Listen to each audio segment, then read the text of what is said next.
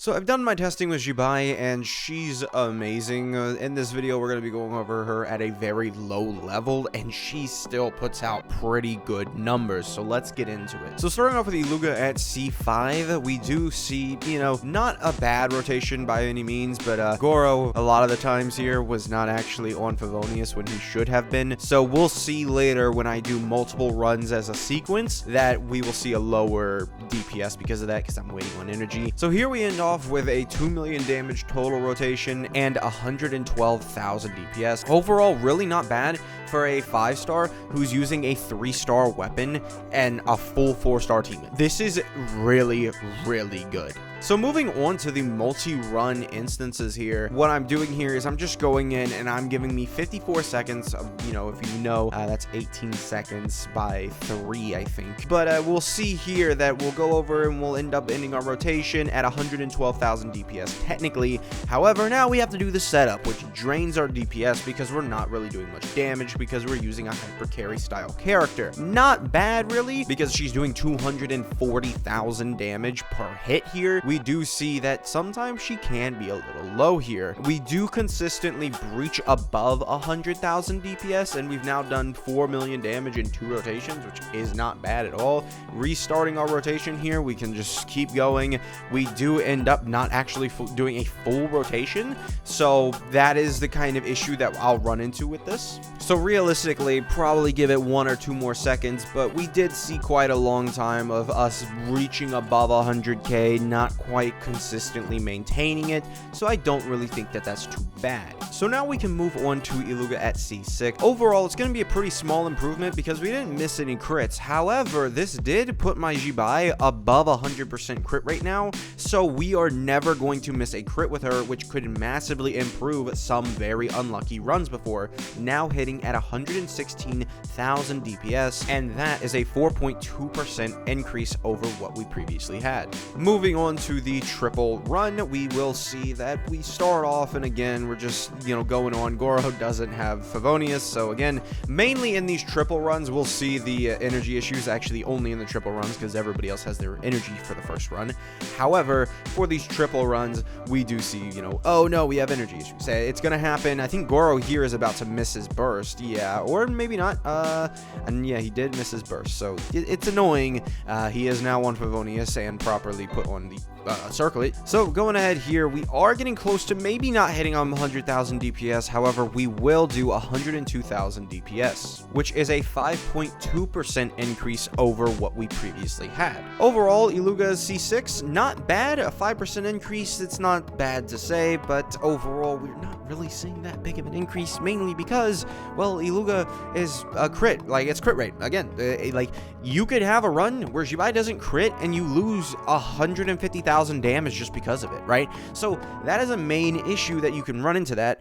However, with both, having the crit rate set, along with using the 3-star Harbinger of Dawn, most likely I would assume people are going to have Zibai having a decent amount of crit rate, so I don't know how much we want to invest into liking this, on top of also having 5% from base Iluga, right? He just gives you that. This is what I like about Iluga. He gets stronger over time rather than it being someone like Goro who gets stronger at C6, and he has a little bit of benefit, as you get along. However, Iluga seems to constantly kind of get closer and closer to where if you're comparing a C6 Iluga to a C0, you will notice a big difference.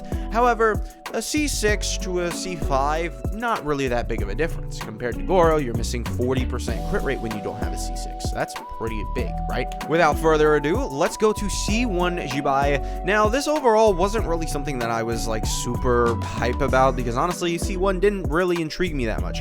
However, I really should have been intrigued because it is a very good constellation. As we will see, it is a consistently not bad damage increase. I really do look at this now, I'm like, that's really not bad. And what we see is 137,000 DPS, which is an 18% increase over what we previously had with the C6 Iluga team. Really, that's not bad for just a C1, especially given the fact that you can just summon more on, her banner and get that C6 Iluga on top top of that, again, he gets better with each constellation. So even if you get C1 and you don't get C6 Iluga, the value there is really, really good. Even as someone who did have Aino and Goro C6 previously, it was a pretty good value for me to continuously summon. So now getting on to the triple rotation. This, again, this is one of the final triple rotations that we're going to be doing here. Hitting 280,000. I guess I haven't talked about that first hit, because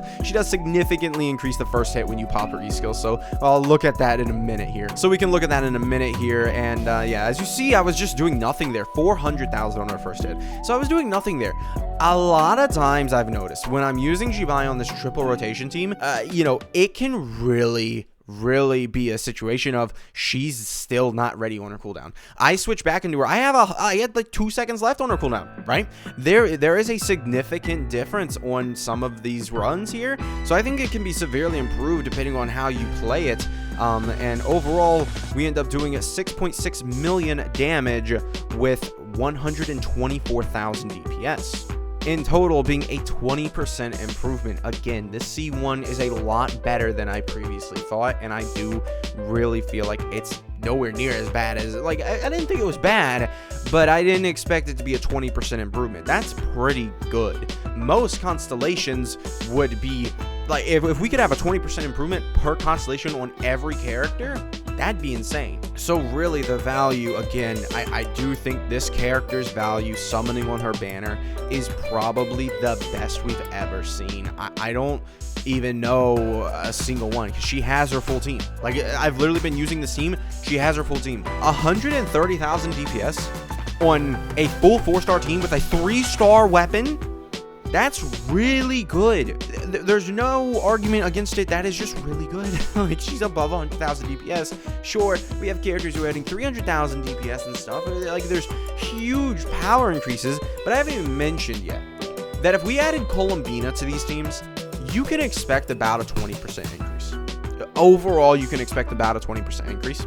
So, let's say you got C0 Zibai, 20% increase, you could expect 120,000 DPS. At minimum, I think Colombina, for the other lunar reaction characters, added about a 20% increase. And if we just take her at the lowest, 20%, you're gonna hit 120,000 DPS at C0 R0 with Zibai.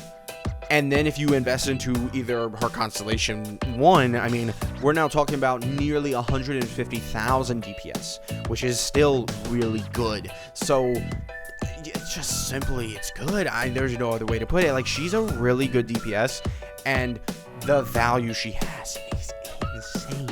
I don't see a better value banner we've ever had in this game's history. But speaking of Colombina, let's go ahead and use my C6 Colombina with Zibai, and we're gonna see some pretty insane numbers, right? With this, my Colombina, I think, hits like 70,000 just purely off of doing her E-skill now with Lunar Crystallize. It's just the way that it is with Constellation 1. And we end up hitting a 5.7 million damage rotation at 320,000 DPS. So that's a 134% increase. Moving on, we will go ahead and, again, Colombina here will help us out quite a lot. It is important to note that I've been using Harbinger of Dawn. Realistically, you're probably not going to end up using that. I'm only using that because it was the easiest weapon for me to just throw on her and do, and it's only a slight improvement, being about a C6 Iluga. C5 to C6, about 5%. It's only a slight improvement over using just a craftable 4-star, so wasn't really a huge issue. So I just threw it onto her. Overall, it's not that big of an issue. I mean, you can just use the craftable, or you could have any literal 5-star weapon that can work on her. You know, it's not that simple, but defense scaling weapon isn't really that hard to have, because like, if you especially have peak patrol song, it's definitely not hard to have.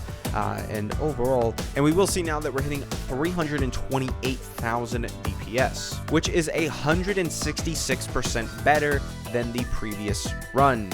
So Colombina is pretty strong for this team. I do enjoy her quite a lot. And yeah, I will say, I have used my C0 R0 Zibai with this Colombina, and I only ever got a 5 million damage rotation. As we saw, we had a previous 5.7 million. So it's kind of insane how little of a difference it actually was when I used my C6 Colombina. Like, it really is. The difference, Colombina is literally carrying. It's insane. I don't get how it happened, but Colombina is just like, just have 700,000 damage, right? Like, if you look at the difference in the C1 hit and like how much damage it added, we went from adding 400,000 damage from the first rotation, right, to 700,000, which is only about like a 80% or something difference, right? You know, 800,000 would be 100% difference. Colombina was 166%, so that's pretty insane. So yeah, thank you guys for watching. Make sure to subscribe, and I'll see you guys next time. Goodbye.